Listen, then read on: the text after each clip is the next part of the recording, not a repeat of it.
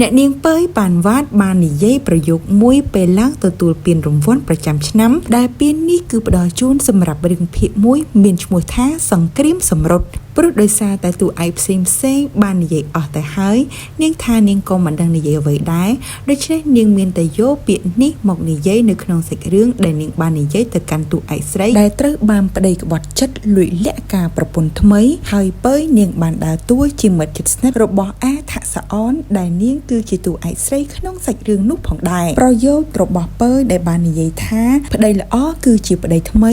ដែលនាងបាននិយាយទៅកាន់មនុស្សជាច្រើននៅក្នុងវេទិកានៃការទទួលពានរង្វាន់ប្រចាំឆ្នាំ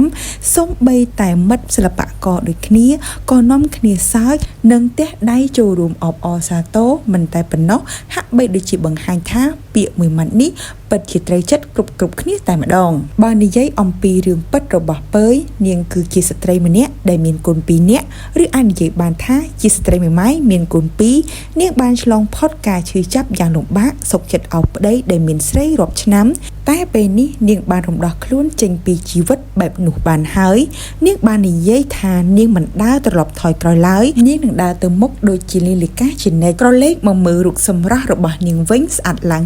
ងពើនាងជាតារាសិចស៊ីមានរូបរាងស្រឡូននិងស្បែកស្រស់ស្អាតខ្លាំងណាស់កំឡោះណាឃើញហើយគឺតែងតែចង់តាក់ទងនាងជានិច្ចផងដែរបន្ទាប់ពីផុសរូបប៉ុន្មានសន្លឹកជាមួយនឹងភាពស៊ីស៊ីគួរឲ្យស្រឡាញ់របស់នាងបីតែអតីតស្វាមីរបស់នាងក៏ចូលទៅខមមិននៅក្នុងរូបរបស់នាងផងដែរ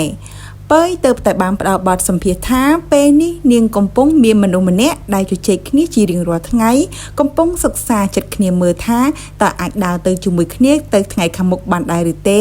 នាងគ្រាន់តែបង្ហើបបែបនេះថានាងកំពុងតែជជែកគ្នាហើយនាងមិនទាន់បានបង្ហាញថាតើម្នាក់នោះគឺជានរណានៅឡើយទេនាងតែងតែនិយាយពាក្យមួយម៉ាត់ថា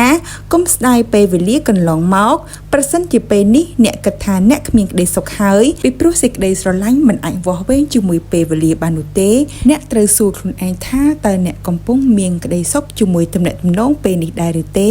បើគ្មានទេអ្នកគួរតែដោះលែងខ្លួនឯងឲ្យមានសេរីភាពអ្នកនឹងរកឃើញពិភពលោកថ្មីអ្នកនឹងបានជួបជាមួយនឹងរឿងស្រស់បំព្រមបើអ្នកមិនហ៊ានដោះលែងខ្លួនឯងផងតើធ្វើដូចម្តេចអ្នកអាចជួបមនុស្សល្អក្នុងជីវិតអ្នកបាននេះជាអ្វីដែលពើនាងតែនិយាយនៅពេលដែលនាងបានចូលក្នុងកម្មវិធីសម្ភាសន៍ណាមួយក៏ដោយនាងតែលើកទឹកចិត្តទៅដល់ស្ត្រីដូចគ្នាដែលកំពុងតែមានអារម្មណ៍ថាខ្លួនឯងទទួលបានការឈឺចាប់រស់នៅគ្មានតម្លៃមិនតែប៉ុណ្ណោះក៏មានអារម្មណ៍ថាខ្លួនឯងអន់ឲ្យសោះពីព្រោះយើងត្រូវតែបើកចិត្តទទួលជាមួយនឹងរឿងថ្មីៗក្នុងជីវិតផងដែរ